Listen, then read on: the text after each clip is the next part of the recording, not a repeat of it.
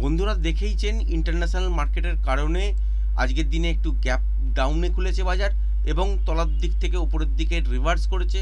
সেটা গতকালকের ভিডিওতেও আপনাদের সাথে শেয়ার করেছিলাম।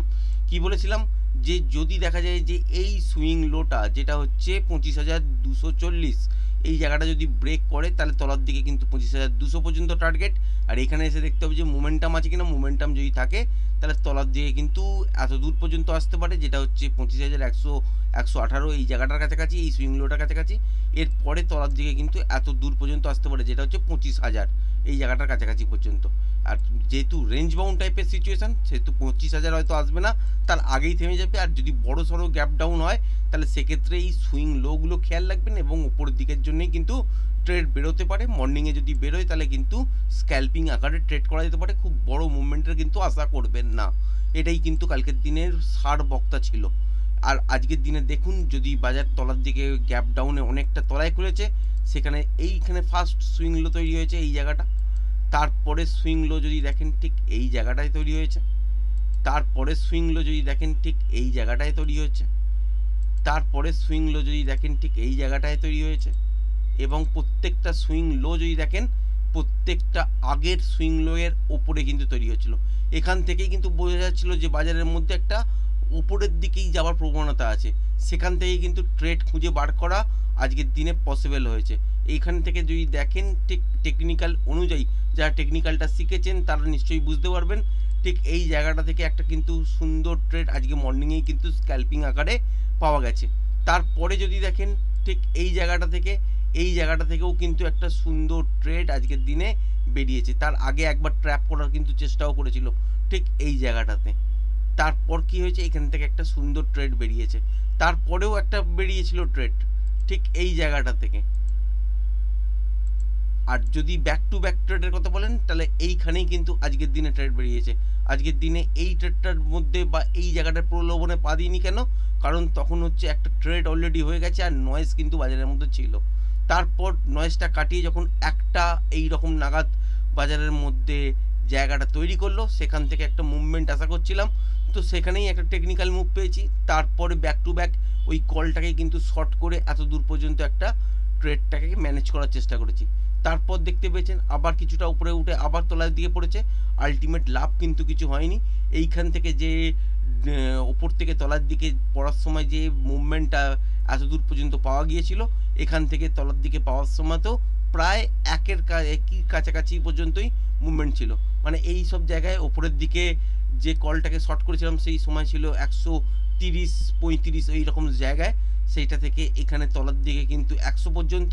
আর এইখান থেকে শর্ট করে তলার দিকে যদি বলেন তাহলে সেক্ষেত্রে তলার দিকে কিন্তু এসেছিল ওই 84-86 এই জায়গাটার কাছাকাছি পর্যন্ত।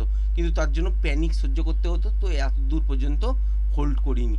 এই জায়গাটার মধ্যেই কিন্তু এক্সিট হয়ে যাওয়া হয়েছে আজকের দিনে। তারপর যদি দেখেন এই জায়গাটা দেখার পর কিন্তু একটা সুন্দর ট্রেডেবল মুভ বেরিয়েছে, কিন্তু আজকের দিনে করতে পারিনি। কারণ কি? কারণ হচ্ছে কালকের দিনে বাজারের মধ্যে কিন্তু নিফটি এবং ব্যাঙ্ক নিফটিতে বারবার প্যানিক দেখিয়ে একটা স্ট্রেট রান ব্যাঙ্ক নিফটিতে হয়েছে, নিফটিতে সেটাও হয়নি। দেখতেই পেয়েছেন এই জায়গায় একটা গতকালকে একটা ট্রেডিং সেট আপ তৈরি হয়েছিল ঠিক এই জায়গাটা থেকে। এখান থেকে কি হয়েছিল যে উপরের দিকের জন্যই মুভ হচ্ছিল এবং এখান থেকে ভাবছিলাম কি একটা মুভমেন্ট পাবো এবং তো উপরের দিকে যতটা মোমেন্টাম থাকবে ততটা পর্যন্ত ক্যারি করা যাবে। এবার এখান থেকে কি হলো, তলার দিকে বাজার চলে এলো এবং স্টপ লসটাও হিট হলো। তারপরে দেখতে পেয়েছেন স্ট্রেট রান, এখানেও কিন্তু টেকনিক্যাল মুভ ছিল, কিন্তু এই প্যানিকটার জন্য আজকে কিন্তু মনে হচ্ছিল যে এখানেও ট্র্যাপ হয়ে যেতে পারে। সেই জন্য আর এখানে কিন্তু এন্ট্রি করিনি। কারণ একটাই যে এখান থেকে ওপরের দিকে হয়তো কিছুটা গেল, গিয়ে যেখানে গিয়েই ধরুন এই সব জায়গায় গিয়ে ধরুন এন্ট্রি করেছি, তারপর বসে দেখছি এত দূর পর্যন্ত হয়তো গেল, তারপর হয়তো স্ট্রেট একটা ফল হলো, সেখানে কিন্তু লস লেগে যাওয়ার চান্সেস ছিল।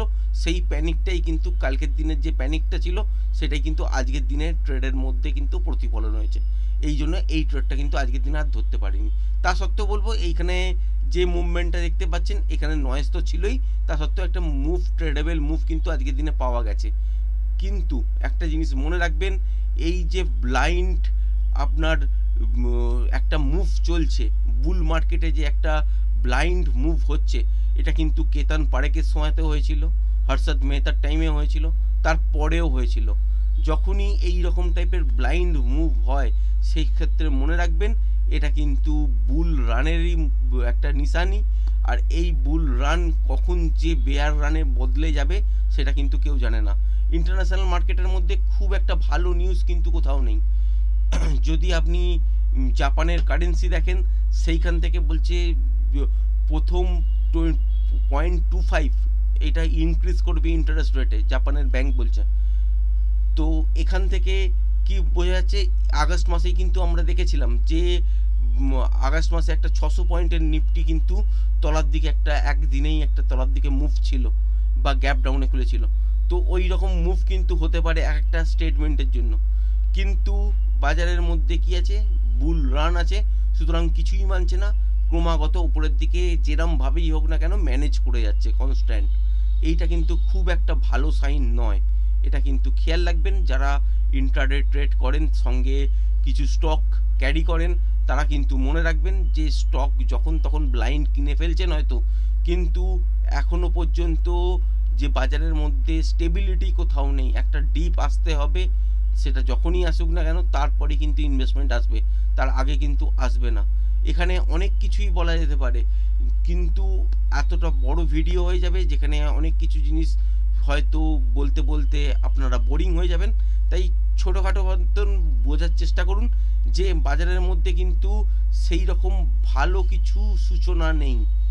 যদি আপনারা দেখেন যে ইয়ান ভার্সেস আপনার ডলারের ট্রেড, তাহলে সেক্ষেত্রেও আপনারা জানেন যে 148 যদি ব্রেক করে দেয় বাজারে কিন্তু হাহাকার হয়ে যাবে। আমাদের কারেন্সি কিন্তু অল টাইম লোতে প্রায় চলছে, সেখানে কিন্তু বাজারের মধ্যে কোনো এফেক্ট পড়ছে না, আগে কিন্তু পড়তো। অল টাইম লো যদি কারেন্সিতে কিছু এফেক্ট পড়তো তাহলে কিন্তু বাজারের মধ্যেও সেটা প্রতিফলন হতো, সেটা কিন্তু আজকের দিনে হচ্ছে না, থ্যাঙ্কস টু রাশিয়ান অয়েল, যেখান থেকে কিছুটা ট্রেড ম্যানেজ হচ্ছে। কারণ রাশিয়া থেকে একটা সাবসিডিতে তেল আসছে, সেটাই চড়া দামে বিদেশের বাজারে বিক্রি হচ্ছে রিলায়েন্স কোম্পানির মাধ্যমে। তো সেখান থেকে একটা হয়তো ম্যানেজ হচ্ছে কিছু পয়সা, কিন্তু অল টাইম যদি আপনার লোতে কারেন্সি চলে সেক্ষেত্রে মনে রাখতে হবে আমরা ইম্পোর্টও কিন্তু অনেক বেশি মাত্রায় করি, সেখানে কিন্তু চার্জও অনেক বেশি। কতদিন এইরকমভাবে সাস্টেন করবে জানি না, তবে এইটুকুনি বলতে পারি যে এখান থেকে একটা কারেকশান আসা কিন্তু জরুরি। বাজারের হয়তো 1 মাস 1.5 মাস বা আমেরিকার ইলেকশনের আগে যদি দেখেন যে তা হয়তো বাজারের মধ্যে কারেকশান নাও আসতে পারে, সেক্ষেত্রে হয়তো এই রকম টাইপেরই মাস 1.5-2 মুভমেন্ট দেখতে পারেন। সেক্ষেত্রে কিন্তু খুব বুঝে বুঝে কাজ করবেন, ক্যাপিটালটাকে লস করার চেষ্টা করবেন না। যেদিন ট্রেড বুঝতে পারবেন না সেই দিন ট্রেড করার চেষ্টা করবেন না, কারণ টেকনিক্যাল মেনে অনেক সময়তেই বাজারে এই মুহূর্তে কিন্তু চলছে না। এবার যদি এই মুভগুলোর কথা বলেন, এই মুভগুলো তো আজকের দিনে পাওয়া গেছে, কালকের দিনে হয়তো দেখবেন পাওয়াই যাবে না। এই রকম টাইপেরই মুভ হলো, তো এই রকম টাইপের একটা সিচুয়েশন তৈরি করলো বাজারের মধ্যে যেখানে গিয়ে ট্রেড নেওয়া যায়, তারপর দেখলেন যে ট্রেডটা চললোই না। এটাও কিন্তু হতে পারে, কারণ টেকনিক্যাল মেনে প্রপার বাজার কিন্তু চলছে না, কারণ এখানে অনেক কিছু জিনিস ফ্যাক্টর করছে। যদি বাজারের মধ্যে আপনাকে অনেক ফাস্ট ব্যাপারটা বুঝতে হয় তাহলে কিন্তু প্রতিনিয়ত আপনাকে এই জিনিসগুলোকে নিয়ে স্টাডি করতে হবে। কোথায় ক্রুডের প্রাইস আছে, কেনই বা আছে, কোথায় গোল্ডের প্রাইস আছে, এবং ইন্টারন্যাশনাল মার্কেটের মধ্যে কি কারণ চলছে, এইগুলো নিয়ে আপনাকে কিন্তু ক্রমাগত স্টাডি করতে হবে, তবেই কিন্তু আপনি বুঝতে পারবেন। আদারওয়াইজ কিন্তু যে কথাগুলো বলছি সেগুলো হয়তো বুঝতেও পারবেন না। যাই হোক, মোটামুটি লেভেল নিয়ে যদি কথা বলেন সেক্ষেত্রে যদি গ্যাপ আপ খুলে যায় সেক্ষেত্রে খেয়াল রাখবেন ঠিক এই জোনটা ওপরের দিকে, এইখানে তলায় সুইং লো আর এই সুইং হাইটা, ওপরের দিকে হচ্ছে 25,300 আর তলার দিকে হচ্ছে 25,260 থেকে 50, এই জোনটা কিন্তু খেয়াল রাখবেন। যদি দেখা যায় যে 25,250 এই লেভেলটার কাছাকাছি বাজার খুলেছে আর ওপরের দিকে ইন্টারেস্ট দেখাচ্ছে, সেক্ষেত্রে এখান থেকে আপনারা একটা শর্ট করতে পারেন। তলার দিকে টার্গেট থাকবে 25,200 এই জায়গাটার কাছাকাছি। এখানে এসে দেখবেন যদি মোমেন্টাম থাকে তাহলে প্লে করবেন, আর যদি মোমেন্টাম লস করে তাহলে একবার এক্সিট হয়ে যাবেন। তারপর যদি দেখেন যে আরেকটু ওপরে গ্যাপ আপ হয়েছে 25,300 কাছাকাছি, ওপরের দিকে ব্রেক করছে না, সেক্ষেত্রেও রিভার্সাল পেলে তলার দিকে ফার্স্ট টার্গেট হিসাবে এত দূর পর্যন্ত রাখবেন, যেটা হচ্ছে 25,250। এখানে এসে যদি দেখেন যে প্যাটার্ন ওয়াইজ লেভেলটাকে ব্রেক করছে, সেক্ষেত্রে 25,200, বা যদি দেখেন যে মোমেন্টামের সঙ্গে ব্রেক করছে, যতক্ষণ মোমেন্টাম থাকবে ততক্ষণ পর্যন্ত প্লে করতে পারেন। এবার যদি দেখা যায় যে গ্যাপ আপে খুলেছে 25,300-র ওপরে কন্টিনিউ সাস্টেন করছে, সেক্ষেত্রে ওপরের দিকেই ট্রেড হবে এবং লাইভ হাইও কিন্তু কালকের দিনে আবার দেখতে পাবেন। এবং টার্গেট হিসাবে 25,330, এটা তো ফার্স্ট থাকছেই, তার ওপরে কিন্তু যতক্ষণ লাইভ হাই চলবে, সেক্ষেত্রে যতক্ষণ মোমেন্টাম পাবেন ততক্ষণ পর্যন্ত ট্রেডটাকে হোল্ড করতে পারেন। যেখানে গিয়ে দেখবেন যে মোমেন্টাম লস হচ্ছে, সেখানে একবার এক্সিট হয়ে যাবেন। এবার যদি দেখা যায় যে গ্যাপ ডাউনে খুলেছে আর এই সুইং লোটা ব্রেক করে দিয়েছে, যেটা হচ্ছে 25,140-42, এই জায়গাটা যদি ব্রেক করে দেয়, তলার দিকে কিন্তু বাজার পড়বে এবং বাজারের মধ্যে নয়েজ পাবেন। এবং তলার দিকে টার্গেট হিসাবে যদি বলেন, তাহলে এই সুইং লোটা ফার্স্ট, যেটা হচ্ছে 25,117-18, এই জায়গাটা। তারপর এই লেভেলটাকে ব্রেক করলে এই জোনটার মধ্যে পড়ে যাবে, যেটা হচ্ছে 25,100 থেকে 25,080, এই জোনটার কাছাকাছি। তারপর যদি দেখা যায় যে ফার্স্ট হাফের মধ্যেই কমপ্লিট হয়ে গেছে, সেকেন্ড হাফে যদি প্যাটার্ন ওয়াইজ লেভেলটাকে ব্রেক করে, সেক্ষেত্রে 25,000 এই জায়গাটার কাছাকাছি পর্যন্ত কালকের দিনে একটা মুভ পেতে পারেন এত দূর পর্যন্ত।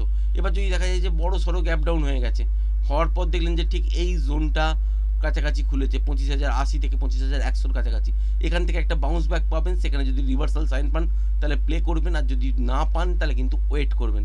উপর থেকে কিন্তু আবার একটা তলার দিকে মুভ আসবার চেষ্টা করবে, সেক্ষেত্রে রিট্রেসমেন্টটা হওয়ার পর যদি দেখেন যে টেকনিক্যালি একটা সাইন পেয়েছেন রিভার্সাল, সেখান থেকে কিন্তু শর্ট করতে পারেন, বা যে সুইং লোটা থাকবে সেই সুইং লোটা যদি ব্রেক করে দেয়, তাহলে তলার দিকের জন্য আপনারা একটা মুভ পেতে পারেন। এবং যেহেতু কালকের দিনে নিফটিতে এক্সপায়ারি আছে উইকলি, সুতরাং একটা মুভ হয়তো 1-1.5টার সময় পেতে পারেন, বা 1-1.5টার পরেও 2-2.5টার সময়তেও পেতে পারেন। সেটা কিন্তু ডিপেন্ড করছে বাজারের মুডের ওপর, বাজার কোন জায়গায় খুলবে আর কীরমভাবে প্লে করবে, সেটা ইন্টারনেটে ফ্রেশ প্রাইস অ্যাকশন দেখলে তবেই কিন্তু বোঝা যাবে।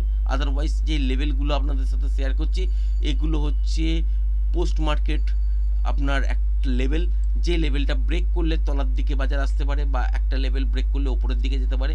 কিন্তু সেই লেভেলের কাছাকাছি গিয়ে বাজারের কী রিয়াকশান হচ্ছে সেটা কিন্তু দেখা দরকার, তার জন্য টেকনিক্যালটা জানতে হবে।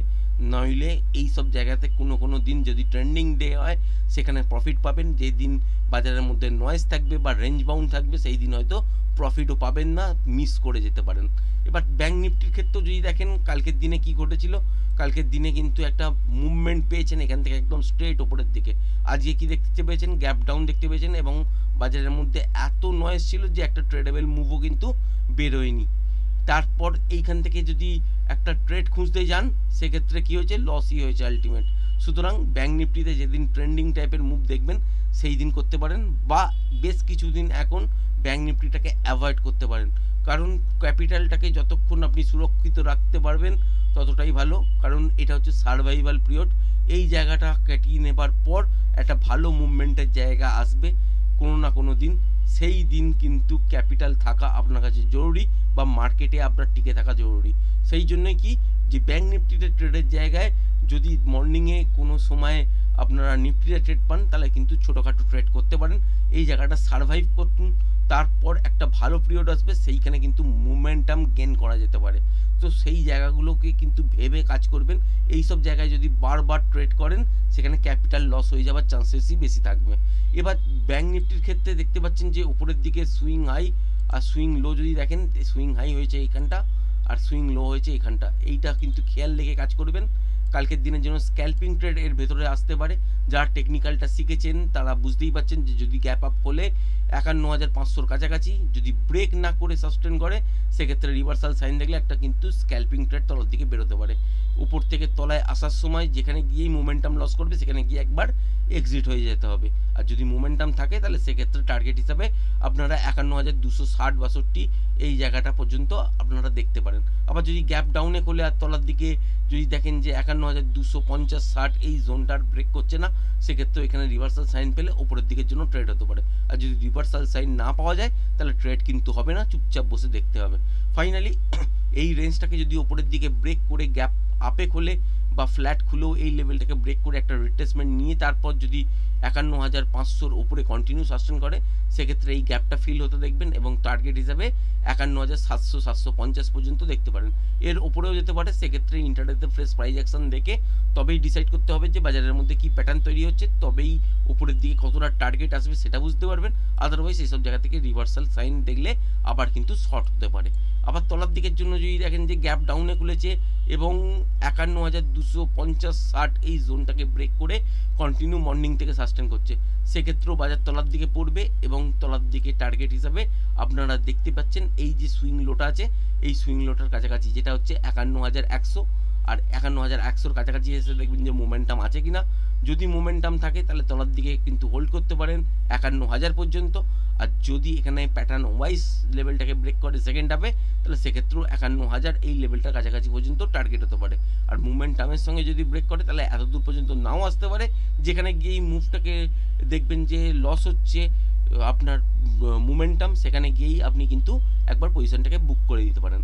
এবার যদি দেখা যায় যে অনেকটা বড় গ্যাপ ডাউন খুলে গেছে ঠিক এই জায়গাটার কাছাকাছি, এই জোনটার কাছাকাছি, যে দেখলেন যে ৫১,১০০ বা ৫১,০০০ এই জায়গাটায় খুলেছে, খোলার পর তলার দিকে আসছে না, সেক্ষেত্রে রিভার্সাল সাইন দেখলে আজকের মতনই কিন্তু বাজারের মধ্যে নয়েজ থাকবে।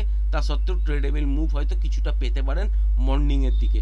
বেলা বাড়ার সাথে সাথে এখানে কিন্তু নয়েজ সৃষ্টি করবে, আর নয়েজে হলে জিগজ্যাগ ফরমেশন তৈরি হবে, আর জিগজ্যাগে কিন্তু ট্রেড করে অপশান বায়াররা প্রফিট করতে পারবেন না, থিটার এফেক্ট কিন্তু চালু হয়ে যাবে।